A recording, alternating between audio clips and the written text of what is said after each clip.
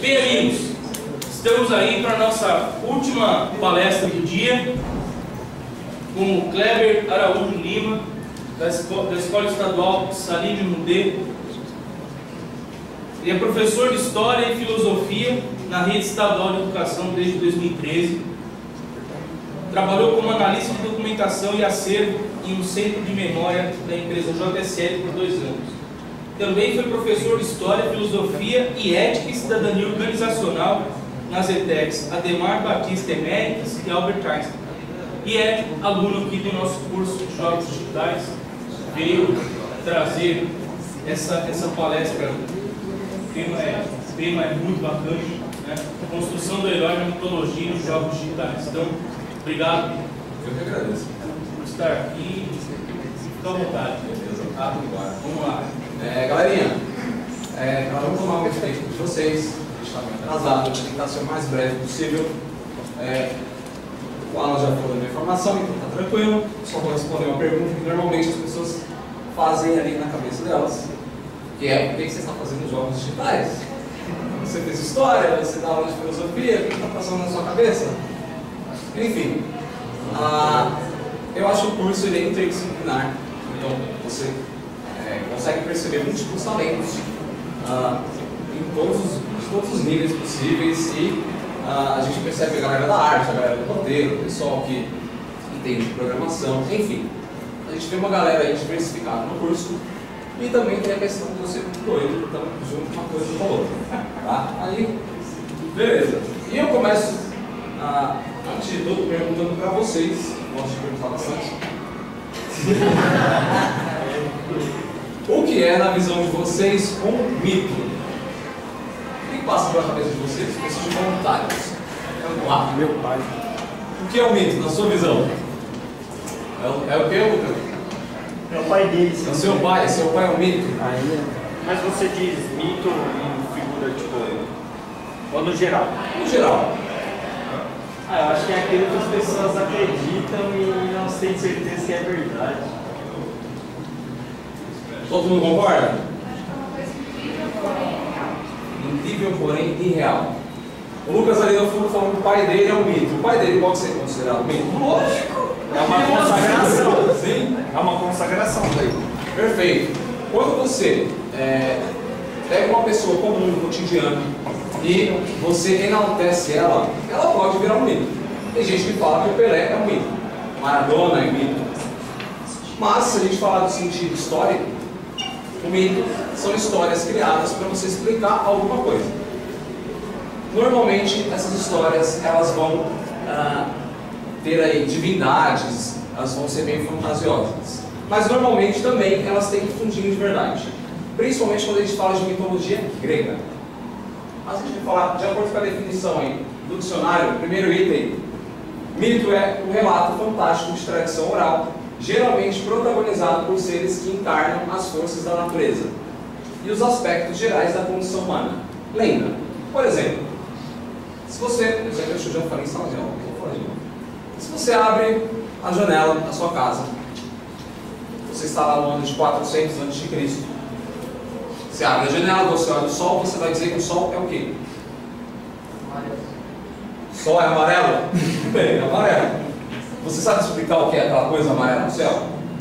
Não. Você vai dizer que é o quê? É uma divindade. Você olha para o sol, você vai dizer que é um Deus. A partir do momento que se cria a ciência, que a ciência vai evoluindo, você consegue saber ali que o sol não tem nada de divindade. Tudo bem?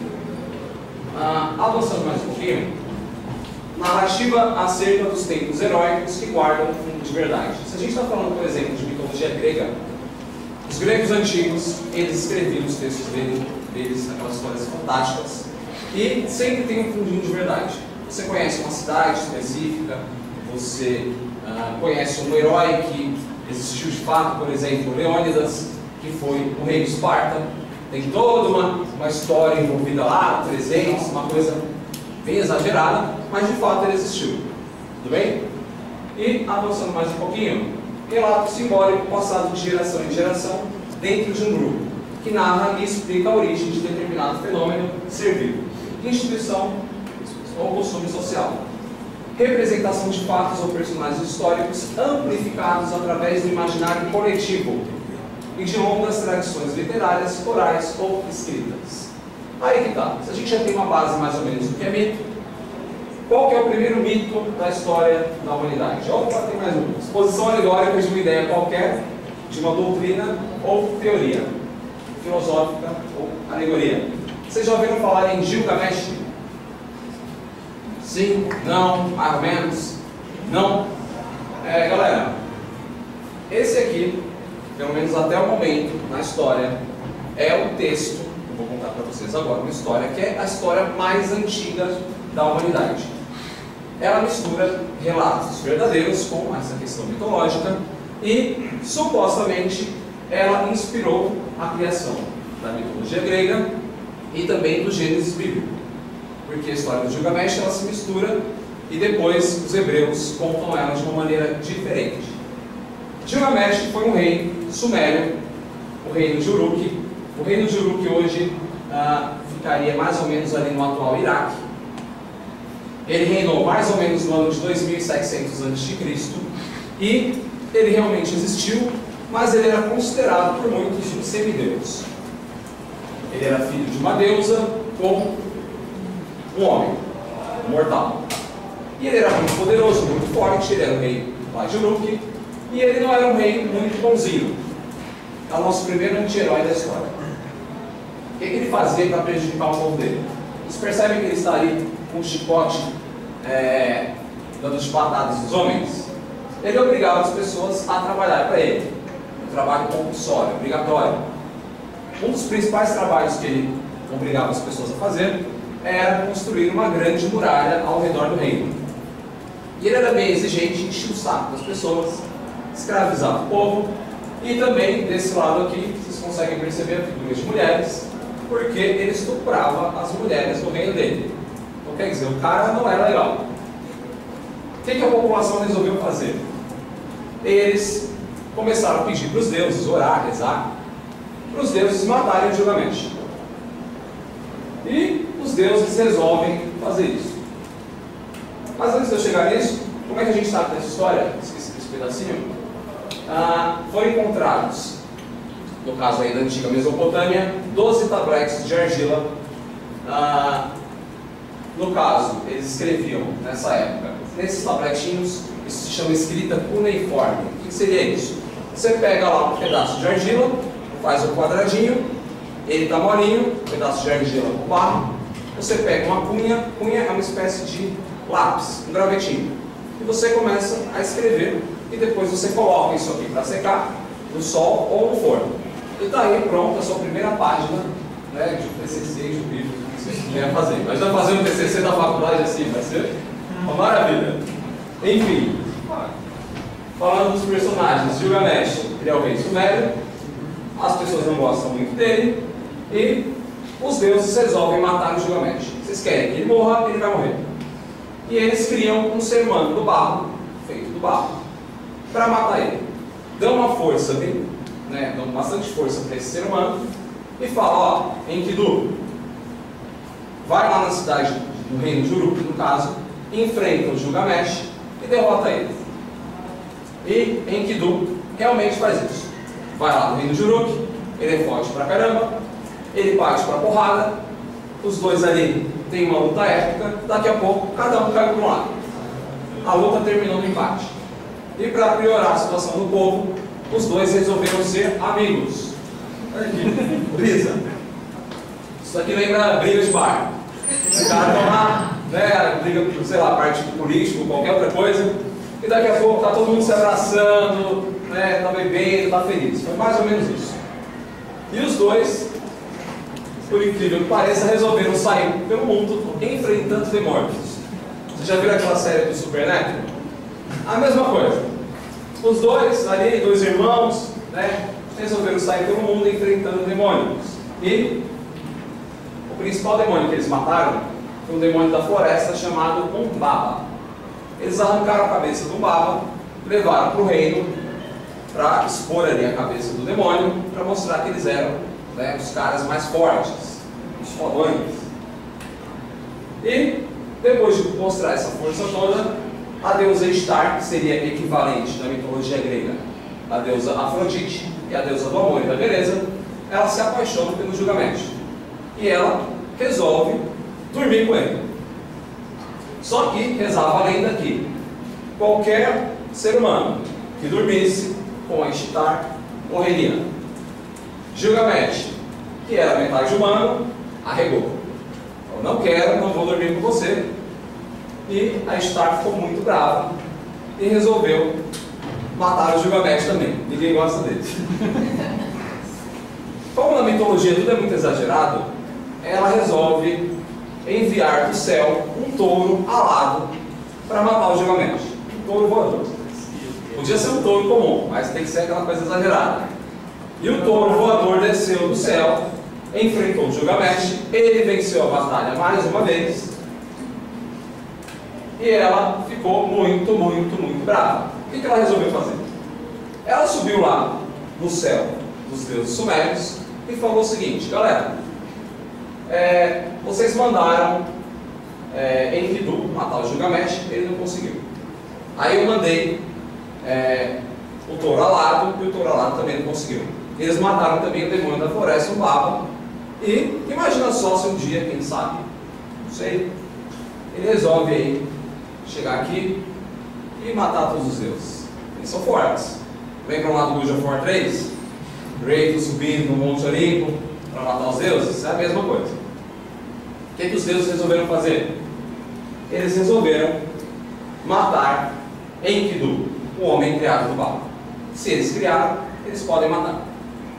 Enkidu pegou uma doença muito grave e morreu em 12 dias. O que aconteceu depois disso? Gilgamesh ficou extremamente deprimido. Baixou ali uma depressão, a bad total. E ele percebeu que, apesar de ele ser um semideus, ele era mortal. Um dia ele vai morrer, como qualquer outra pessoa, e ele não queria morrer de jeito nenhum. O que ele resolveu fazer? Sair pelo reino não, sair pelo mundo, em busca da imortalidade.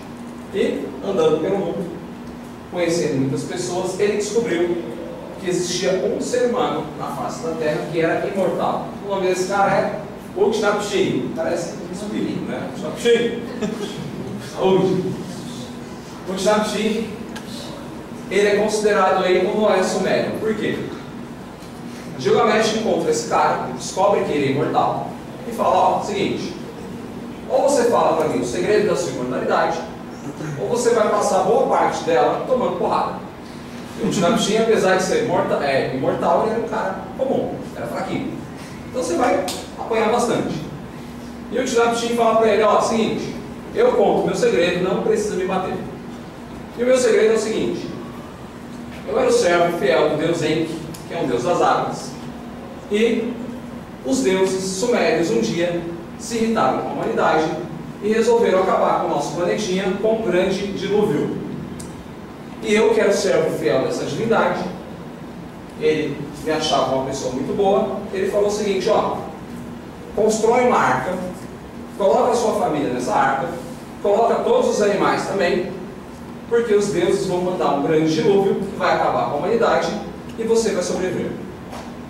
O grande dilúvio veio, arrasou tudo, só que o barquinho ali, a arca, acabou sobrevivendo, todo mundo sobreviveu, os animais, e os deuses resolveram recompensar o Utnapishtim. Falaram, ó, seguinte, você vai ganhar imortalidade. Você foi um servo fiel, você sobreviveu ao grande dilúvio, e agora você é imortal. E Gilgamesh para pensar, peraí, os deuses não vão com a minha cara. Se os deuses derem imortalidade para você, eles não vão dar imortalidade para mim. Portanto, você vai apanhar. Acabou, fim de papo. Aí o Noé sumério fala, calma, não se preocupa. Fique calmo. Eu tenho uma outra história. Antes do dilúvio existia uma planta, na tradição a gente não sabe se é planta ou se é fruta, que se você comesse ela, se você entrasse em contato com ela, você seria imortal. No caso aí, fazendo referência com Gênesis, seria aquela árvore da vida, do fruto do bem e do mal. Se você um dia encontrar essa planta ou esse fruto, você vai ser imortal. Mas tem um pequeno problema. Depois do dilúvio só sobrou um. No caso, um. e ela está no fundo do mar. Então você vai ter que desbravar os oceanos, achar essa plantinha ou fruto, e se você encontrar, você vai ser imortal. Ele resolve desbravar os oceanos, matando um monte de demônios, era só isso que ele fazia, e por incrível que pareça, ele devia ter um GPS embutido nele, porque ele mergulha no oceano e encontra a tal planta ou fruto.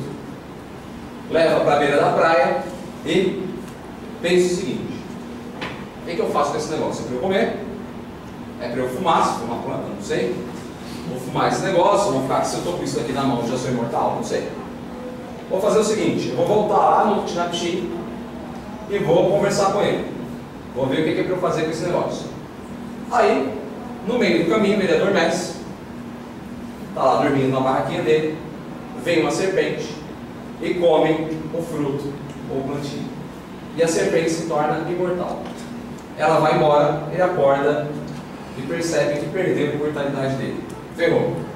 Aí ele entra na depressão suprema. Agora é bad mortal.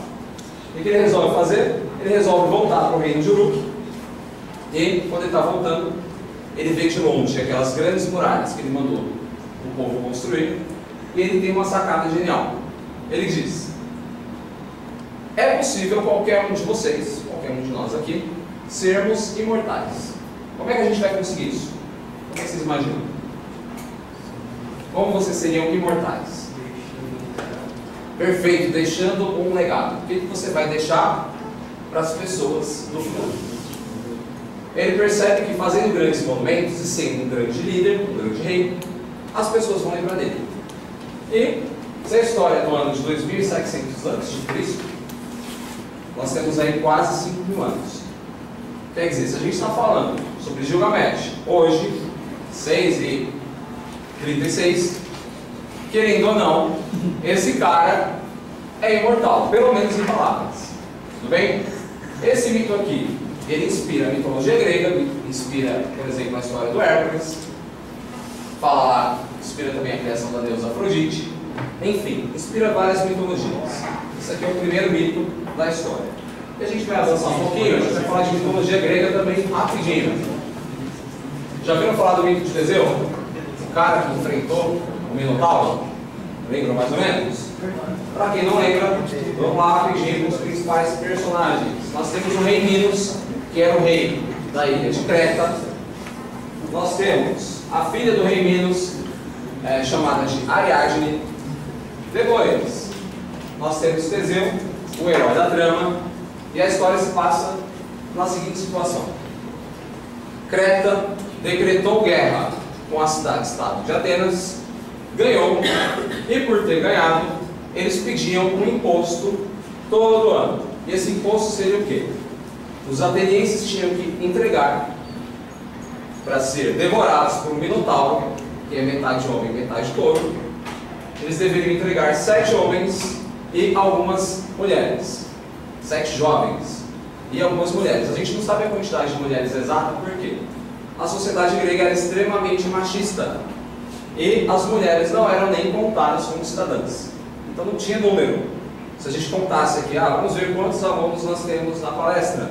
As meninas não são contadas, são apenas os homens. Isso até nas histórias. Então, olha, eram 7 homens, 7 garotos, mais algumas garotas. Tudo bem? Enfim. Teseu, ele se voluntariou para derrotar o Minotauro. O Minotauro ficava dentro de um labirinto. Ele falou: eu vou lá na ilha de Creta e eu vou derrotar esse bicho. Ele vai, fala com o rei Minos, fala: eu vou entrar nesse labirinto e eu vou derrotar o Minotauro. Com isso, a Ariadne, filha dele, acaba gostando, se apaixonando por Teseu e entrega para ele um novelo de lã. Ela fala: se você entrar no labirinto, leve esse novelo de lã, coloca na entrada, enfrenta o Minotauro, vai seguindo lá com o novelo. Quando você derrotar ele, você vai saber o caminho de volta. Ele entra no labirinto, derrota o Minotauro, volta com o corpo dele, seguindo o novelo de lã. A Ariadne fica mais apaixonada ainda, os dois se casam e Atenas agora não precisa mais pagar esse tributo para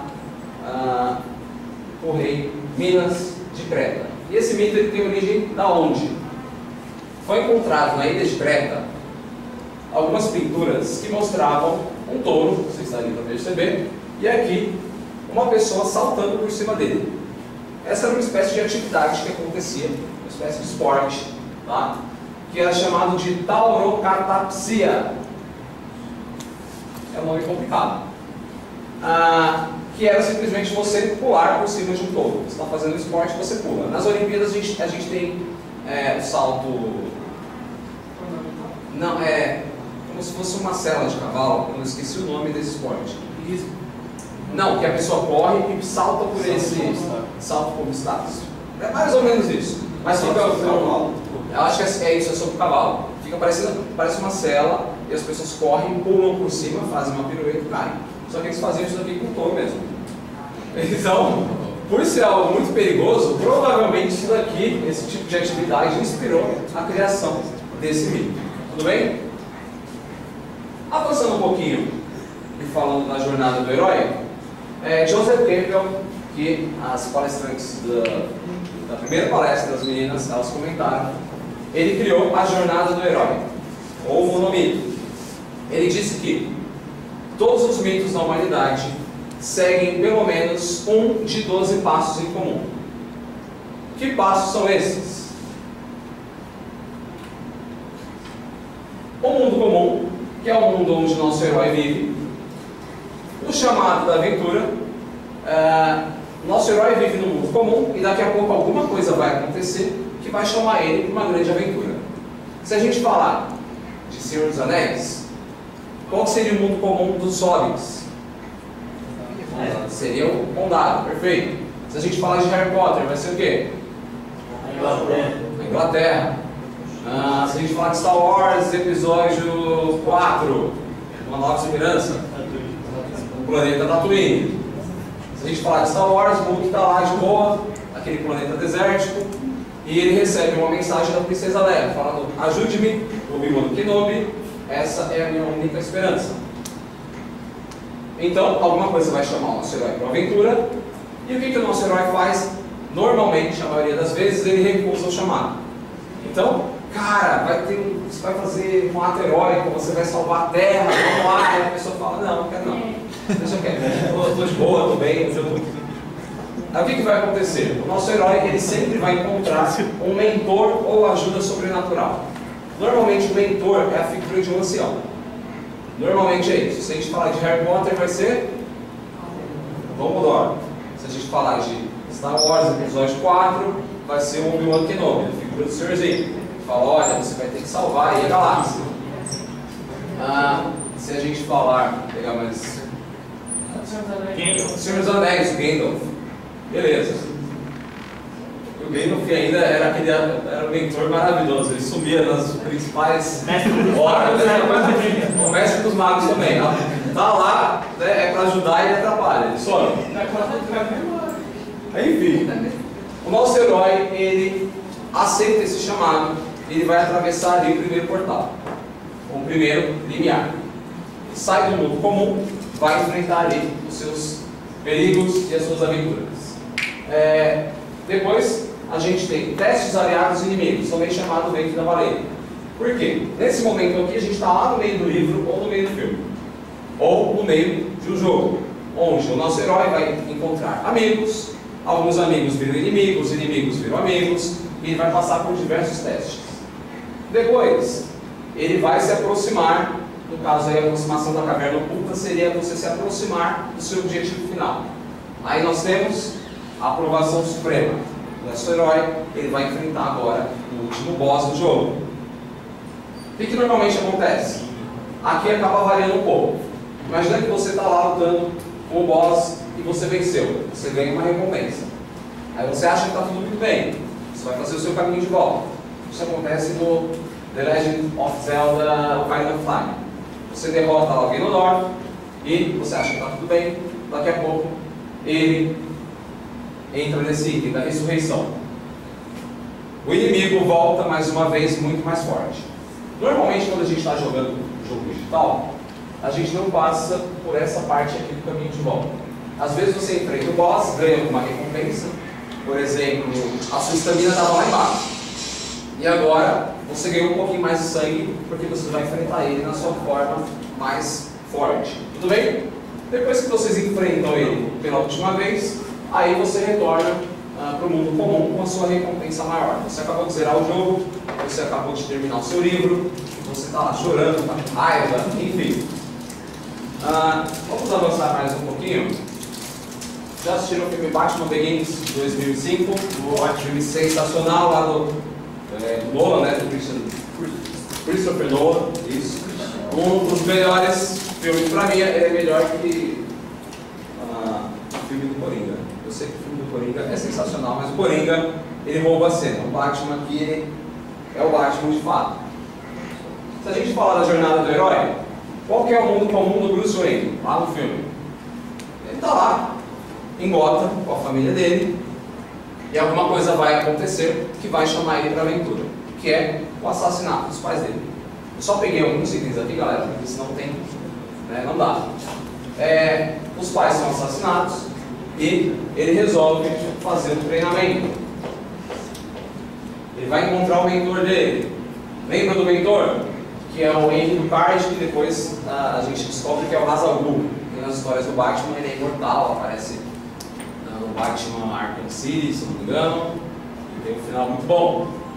Enfim, esse mentor vai ajudar o nosso herói, vai fazer com que ele se torne mais forte, só que o mentor aqui é um aliado e vira depois um inimigo. E depois de muito treinar, nosso herói aceita que deve deixar o seu mundo para trás e se tornar aí o herói ou anti-herói para muitos, que é o Batman. Beleza? Galerinha, falando de jornada do herói, antes de eu entrar nessas questões aqui, como o tempo é curto, como diria o professor meu, a morte é certa, eu preciso de alguns voluntários aqui na frente. Rapidinho. Vamos lá, Marcelo, pode vir, Felipe, 2, pode vir também, 3. Vamos ver aqui, são 2, 4, 5. Eu preciso de 6 pessoas. 6 pessoas. 1, 3, 4. É a revanche. Bora, Lucas! Não. Seguinte, a gente vai fazer uma interpretação agora de um mito grego que envolve a questão da jornada do herói e envolve também as tragédias, as coisas horríveis. É o mito de Édipo. E temos aqui nossos voluntários. Eu preciso que alguém seja o rei chamado Laio. Quem quer ser o Laio? Eu. Pode ser. Nós precisamos de uma rainha chamada Jocasta. Marcelo, você pode ser Jocasta? Obrigado. Nós precisamos de um filho deles, o Édipo. Quem pode ser o Édipo? Felipe, pode ser? Agora nós precisamos de mais um rei e uma rainha. É o Bórigo e a Peribeia. Você pode ser o Bórigo, você pode ser a Peribeia. Por favor. Nós temos também, você pode ser o pastor de ovelhas, e eu vou chamar, eu preciso de um demônio também, esfinge. Pode ser esfinge, perfeito.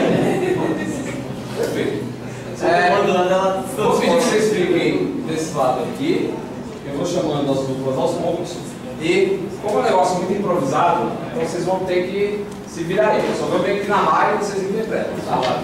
Seguinte, existia o reino de Tebas, nós temos o Laio e o Jocasta, por favor, os dois aqui. Cadê você? Laio e Jocasta. Laio e Jocasta. Rei e a rainha. Eles estão lá no reino de Tebas e os dois estão tentando ali ter um filho.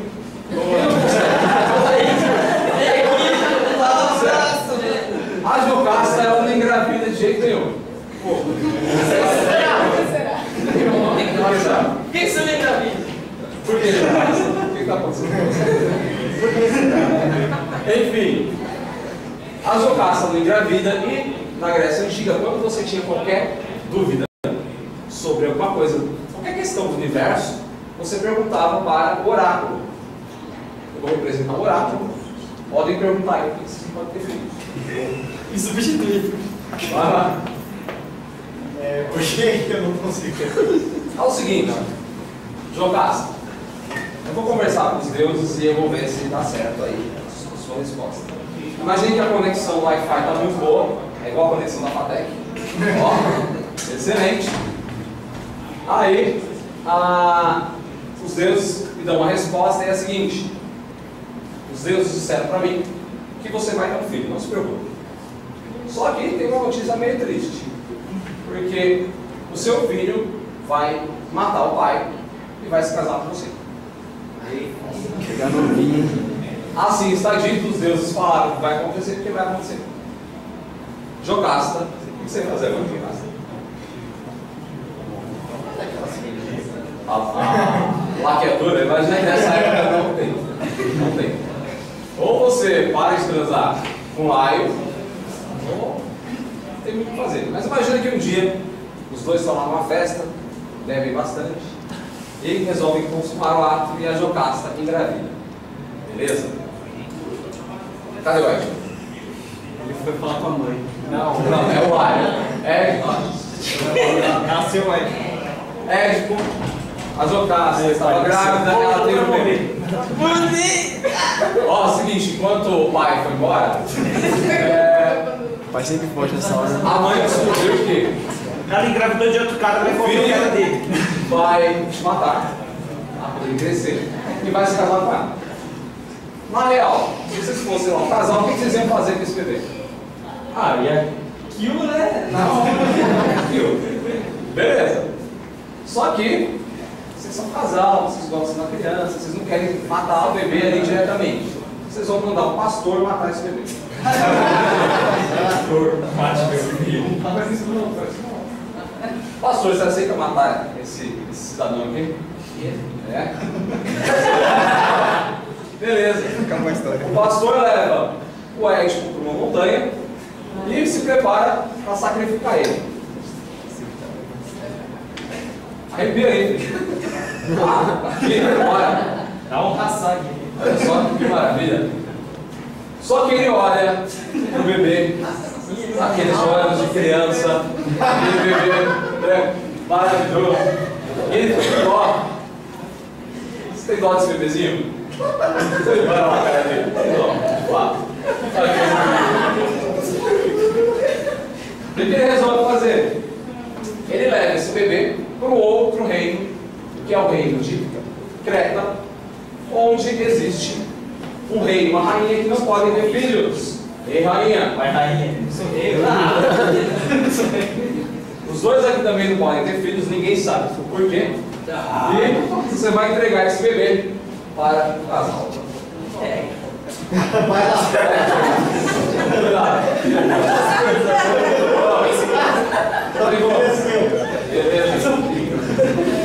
Seguinte, vocês agora vão ser uma família feliz, né? Édipo vai crescer, a vida vai ser maravilhosa.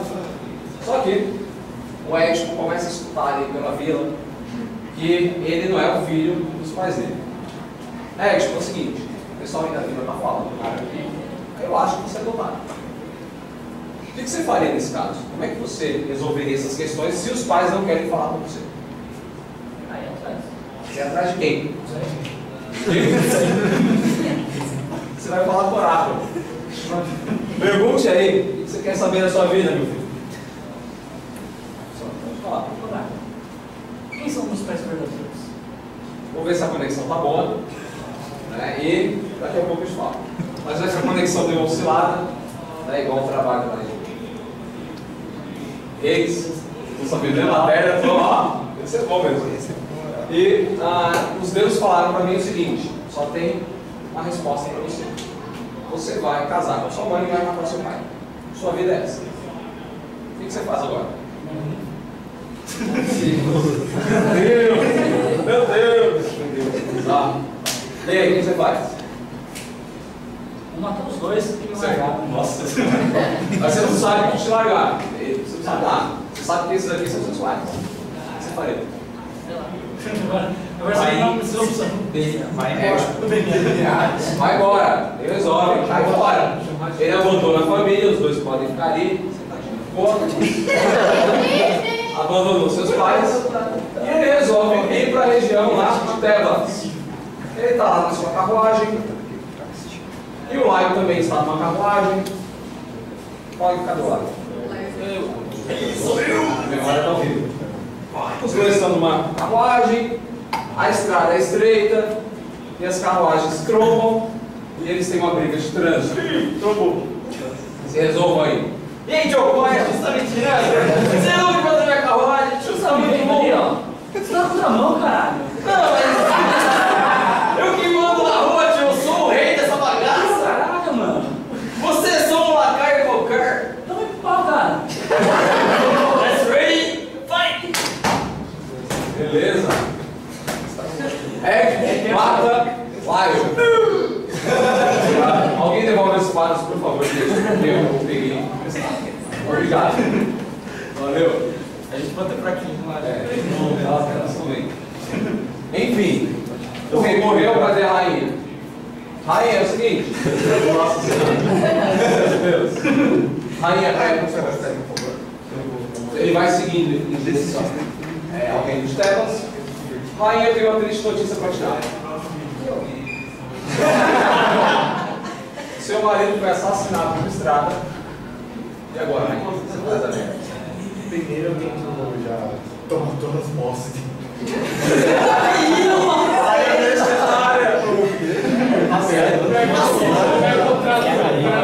O cara nem engravidou você? Só que a rainha tem um pequeno problema. Além do rei morrer, um demônio invadiu a cidade. Esse demônio é a Esfinge. A Esfinge era metade mulher, metade leão. E a Esfinge era sádica. Ela gostava de torturar as pessoas. Ela ficava na porta do reino de Tebas, devorando os cidadãos, não deixava ninguém sair nem entrar. A Esfinge era sádica e ela propunha desafios para as pessoas. Se você respondesse a charada dela, você sobreviveria. Se você não respondesse, você morria.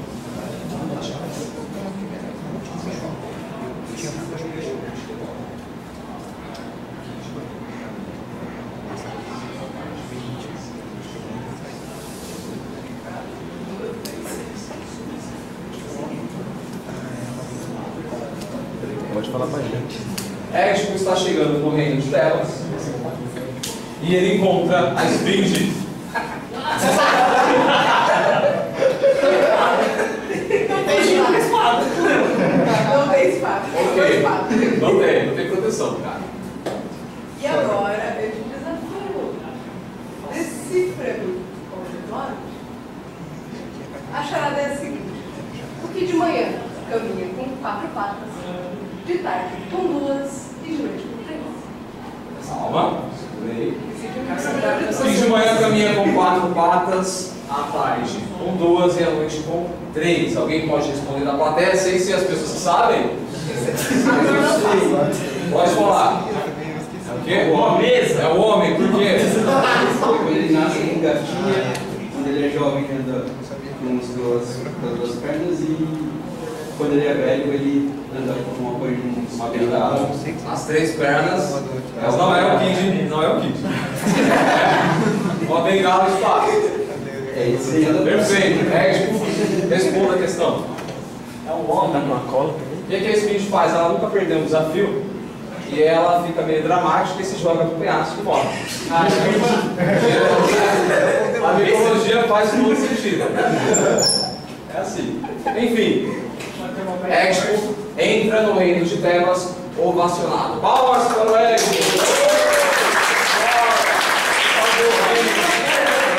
A nossa rainha, ela, Clarice Solteirona, você foi um cara incrível, você é o herói de Tebas, você poderia se casar com ela. A rainha maravilhosa.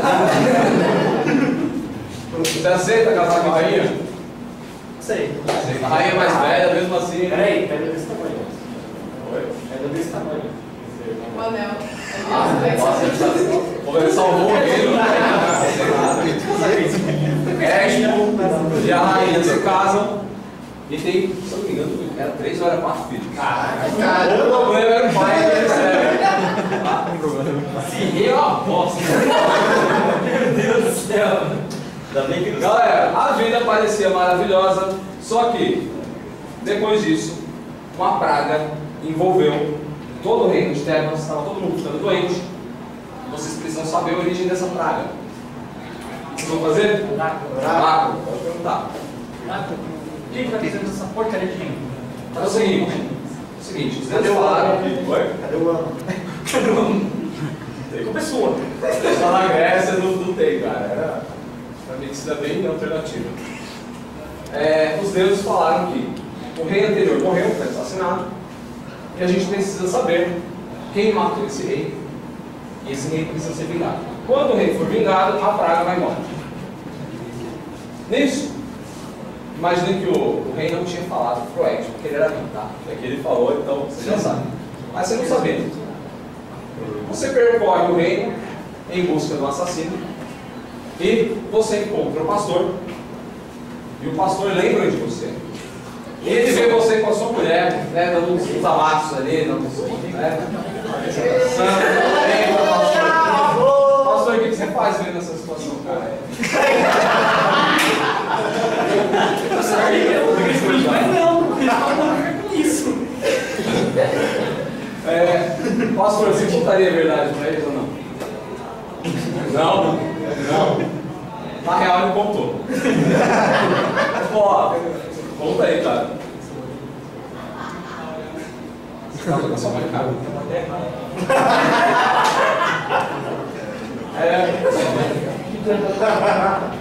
Gente, o que você faria desse caso? Deu ruim. A rainha descobre o que aconteceu, corre pro quarto e se importa. Não é sozinho, né? Vai até o quarto, vê a rainha. Sua mãe, claro, esposa, não sei. Ele pega a presilha do vestido dela e fura os 2 olhos. É mito, gente. Mito é assim mesmo. Furou os 2 olhos e supostamente ele fugiu lá do reino e morreu numa floresta. O penhasco tá sempre. Também.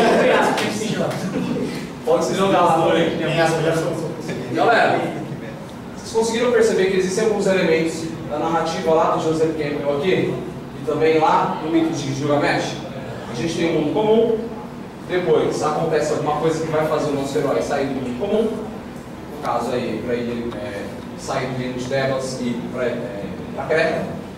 E depois a gente tem o demônio que é enfrentado, que é o boss final, e depois a conclusão, que nesse caso não foi boa, porque na Grécia Antiga eles gostavam de fazer várias peças de teatro que eles chamavam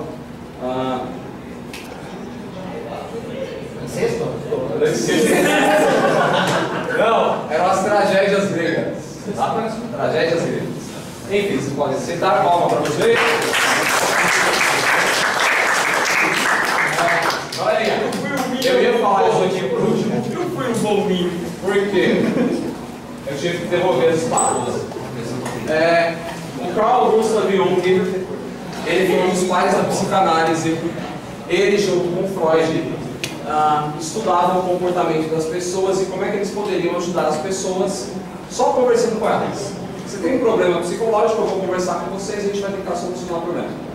Só que o Freud partiu para uma linha e o Jung para outra. O Jung estudou religião e estudou símbolos. O que ele resolveu fazer? Ele criou uma teoria chamada Teoria dos Arquétipos.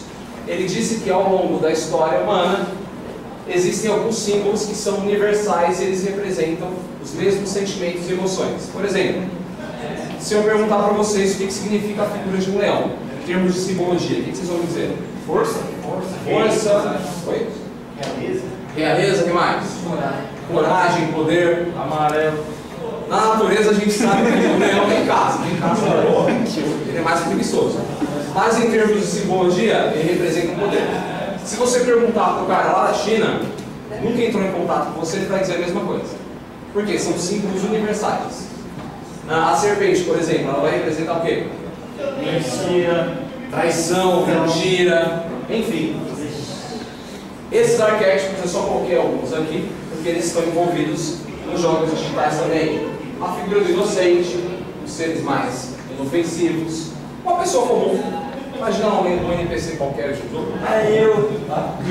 Não sejam NPCs da vida de vocês, mas é triste isso. Sejam protagonistas. Nós temos a figura do herói, vilão, o sábio, que seria sempre representado lá pelo velhinho, e depois também o tolo ou o bobo da corte, que é o palhaço da turma. Ou, se a gente falar, por exemplo, de Liga da Justiça, quem que seria o bobo da corte? Flash. Sempre vai ter um personagem mais cômico nos jogos, nos filmes, nas séries, que vão estar representando aí o bobo da corte. Beleza? Se a gente falar de God of War, lá o primeirão, jogo do PS2, clássico, muito bom. Qual é o mundo comum do Kratos? Grécia, no caso aí, Esparta. No jogo não mostra, mas os espartanos eles sofriam pra caramba até se tornarem soldados. Um garotinho espartano, ele tinha que ser retirado da mãe dele aos 7 anos de idade para fazer o treinamento militar, até os 17 anos. Se você nascesse muito fraquinho, eles arremessavam você de um penhasco. Era assim que funcionava. Você é fraco, você não serve para o exército. Tchau. Joga longe. Se você sobrevivesse, você vai fazer o treinamento e o Kratos no jogo God of War, ele vira um general. Aí que tá. Vocês já viram imagens de espartanos? Eu vou pular. Kratos parece um espartano? Não. Falando assim em termos de imagem? Não, né? Ele é um general espartano, mas de acordo aí com os relatos históricos, ele não se parece com um espartano. O espartano usava o seu escudo, que a gente vê lá no filme do 300 também, a lança, e aqui a gente tem o soldado espartano e aqui a estátua do Leônidas, o rei de Esparta. Enfim, o que eles resolveram fazer no God of War Ghost of Sparta de 2010, lá no PSP? Eles resolveram, de fato, fazer com que o Kratos fosse, pelo menos, um pouco mais parecido com o espartano legítimo. E, no jogo, você ganha uma lança e um escudo. Não sei se vocês jogaram esse joguinho. Eu tentei procurar um videozinho só com o combo, mas não deu certo. Por quê? Porque quando a gente vai procurar vídeos de jogos, sempre tem um youtuber falando que eu só queria um vídeo do golpe, mas não rola. No golpe, Kratos ele fica cercado de escudos e depois tem um ataque de lanças. E você ouve um grito lá de várias pessoas. É bem legal. Aqui eles resolveram de fato fazer, o Kratos ele é espartano sim, gente. Enfim, na narrativa do Kratos, ele é um soldado espartano e ele está lá no meio de uma batalha contra bárbaros. Eu acho bem legal o jogo porque eles colocam de fato a palavra bárbaros. Porque na Grécia Antiga, todo mundo que não fosse grego era bárbaro. Só isso. Mas eu sou do povo, sei lá, da Macedônia. Você não é Macedônia, você não é Macedônia, você é bárbaro. Você é um ser inferior, você está abaixo dos gregos. Beleza? E Kratos está enfrentando lá um exército de bárbaros, ele está perdendo a batalha e ele resolve fazer um pacto com Hades. Ele estava lá no seu mundo comum, que é o mundo de guerra, ele está perdendo e ele fala, Hades não, Hades. Ele resolve fazer um pacto com Hades, ele fala, Hades, eu quero vencer a batalha e em troca eu entrego a minha vida para você. Faz o que você quiser com ela. Ele vence a batalha, ganha as duas lâminas do caos, né, que fala isso, as duas lâminas do caos, e vira aí o Kratos que todo mundo conhece. É interessante que, avançando um pouquinho, não, ainda não. Com relação à questão da jornada do herói, quando a gente vai chegando lá perto do final do jogo, Kratos já faz um massacre lá na Grécia, ele vai enfrentar o Ares, e o Ares ele tem duas formas. A primeira forma quando você derrota ele, depois ele aparece muito mais forte. Ele segue totalmente a linha da jornada do herói. Mesmo Kratos sendo meio que um anti-herói, porque ele não é muito legal. Ele mata qualquer pessoa que enche o saco dele. Enfim, tem um videozinho, eu não sei se acho que o nosso tempo é muito curto. Vocês já viram o vídeo de introdução do God of War? Todo mundo já viu? Então beleza, isso daí. E a gente vai para The Legend of Zelda Ocarina of Time. Ah, meu Deus. Pronto, sim.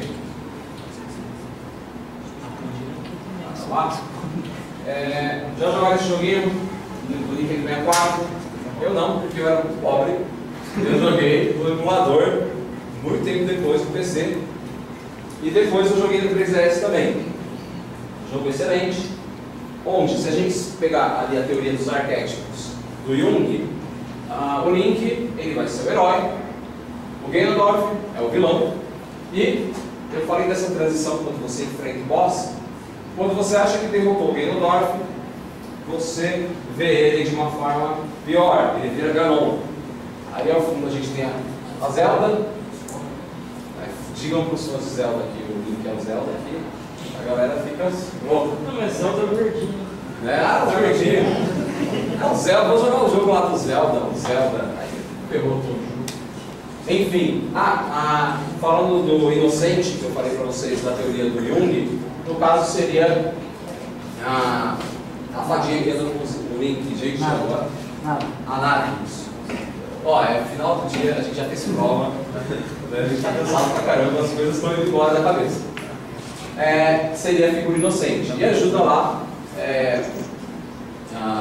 o Link a enfrentar o Ganon e depois de enfrentar, derrotar, a gente tem o final e a gente tem a recompensa. Indo rapidinho, só para fechar agora. Meu Deus, aqui.